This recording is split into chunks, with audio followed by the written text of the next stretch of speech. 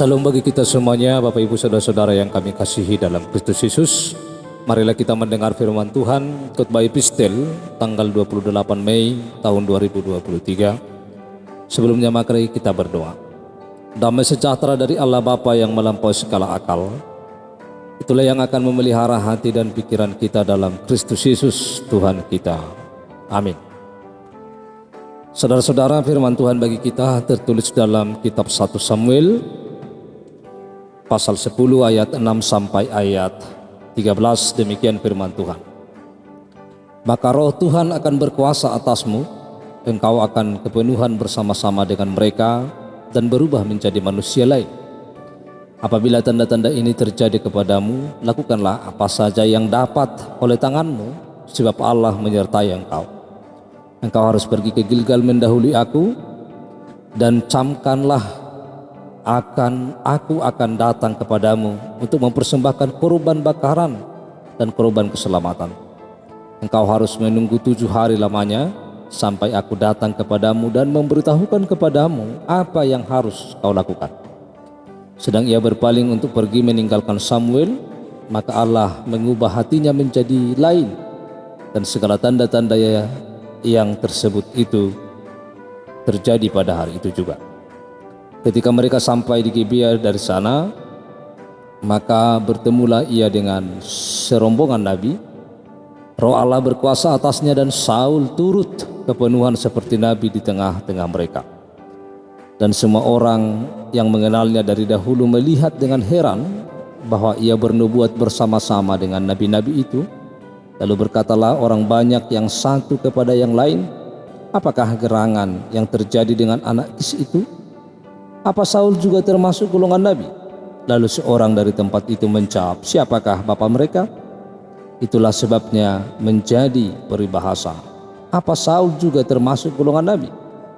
Setelah habis ia kepenuhan seperti nabi, pulanglah ia. Saudara-saudara yang terkasih di dalam Kristus Yesus, tema khotbah kita pada saat ini adalah terimalah Roh Kudus.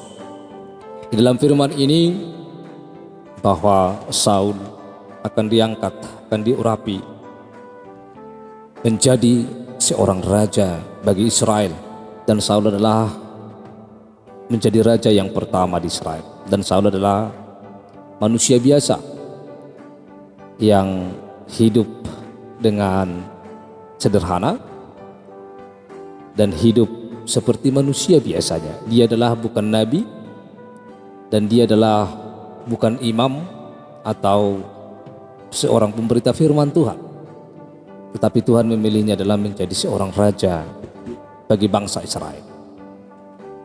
Saudara-saudara, ketika Allah memilih Saul menjadi raja, terlebih dahulu Allah memperlengkapinya dalam segala hal. Allah memberikan Roh Kudusnya, roh kepada Saul, supaya dia memiliki hati yang sesuai dengan kehendak Allah, dan juga dia mampu memimpin bangsa Israel sesuai dengan kehendak Allah. Sebab apa yang akan dibawanya adalah harus sesuai dengan rencana Allah, karena dia adalah yang dipilih oleh Allah dan diurapi oleh Allah melalui Samuel. Maka dia harus dipersiapkan oleh Allah sedemikian mungkin, sedemikian baik, supaya dia dapat memimpin bangsa Israel dengan baik dan tidak menyimpang ke kiri ataupun ke kanan. Walaupun pada akhirnya nanti bahwa Saul menyimpang daripada Tuhan dan menyembah dan tidak taat kepada Tuhan. Di dalam firman ini bahwa Allah memberikan tanda kepada Saul kalau Tuhan yang memilihnya, kalau Tuhan yang berkuasa atasnya. Tanda-tanda itu adalah diberikan kepada Saul. Dia akan dipenuhi oleh Roh Allah, dan dia juga akan bertemu dengan rombongan para nabi, dan dia akan sama seperti rombongan para nabi itu, sama-sama memberitakan firman Allah. Dan tanda yang selanjutnya bahwa Saul akan diubahkan hatinya. Allah mengubah hatinya menjadi lain. Artinya tidak seperti biasa, tidak seperti yang terjadi selama ini. Tetapi Allah mengubah hatinya menjadi hati yang baru, menjadi hati yang dipenuhi dengan roh. Dan tanda yang paling besar yang kita lihat adalah bahwa dia bergabung dengan serombongan Nabi dan bernubuat, karena roh Allah berkuasa atas Saul. Perkara yang Allah kerjakan di dalam kita oleh rohnya jauh lebih baik dibandingkan dengan segala sesuatu yang dikerjakan bagi kita oleh penyelenggaraannya. Walaupun nanti bahwa Saul adalah memberontak kepada Allah. Saudara-saudara yang terkasih, inilah yang dapat kita lihat dalam firman ini, bahwa Saul menerima kuasa roh ketika dia diutus oleh Allah.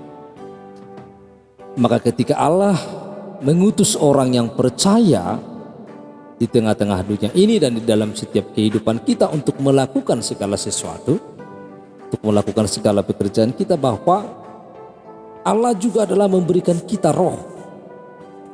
Roh yang akan memampukan kita untuk melakukan kehendak Allah.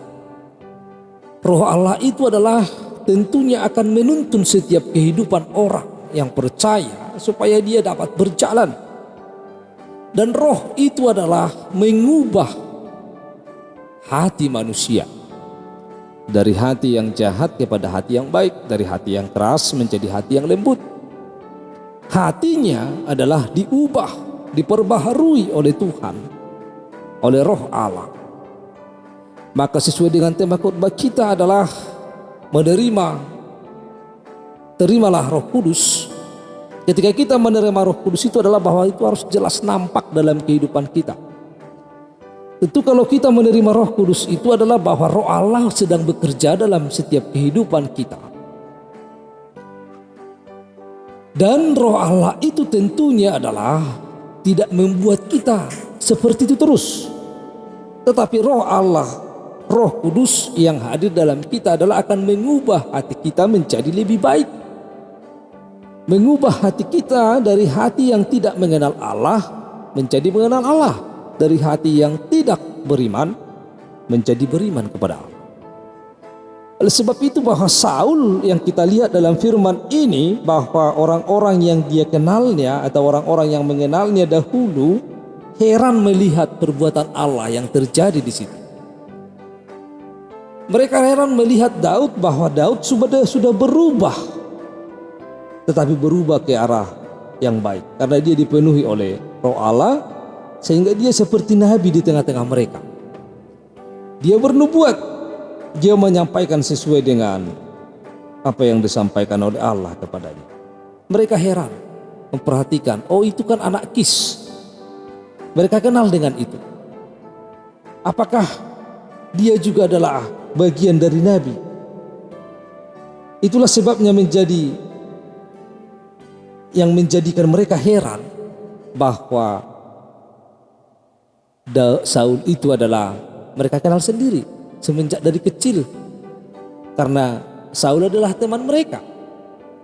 Tetapi itu semuanya terjadi adalah karena Allah memberikan rohnya kepada Saul.